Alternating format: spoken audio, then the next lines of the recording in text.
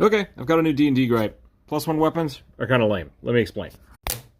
Let's say you have a weapon that does a d6 damage. If you give it a +1, that's to hit, which doesn't really matter because you're always using a d20. But if you're adding that to damage, things start getting a little weird. Because your average roll on a d6 is 3.5, adding a +1 is actually giving you about a 30% increase in your damage. Wait, what if I'm using a weapon with a bigger attack die?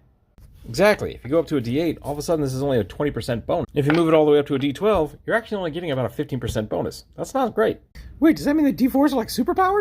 Sort of. A natural weapon or a dagger that does normal d4 damage is getting a 50% damage increase just for making it magical. Wait, so how exactly do we fix this? I think the easiest way to look at it is that every d4 gets an additional +1.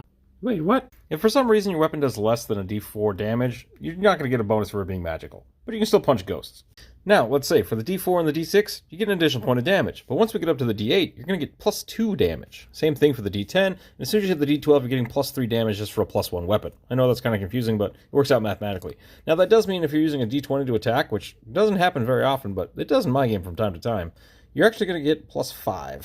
Now, mind you, the best part about this is per level of enchantment. So that means if you're rocking a battle axe of +5, you're rolling a d12 +15, baby. Keep your dice on the table, everybody.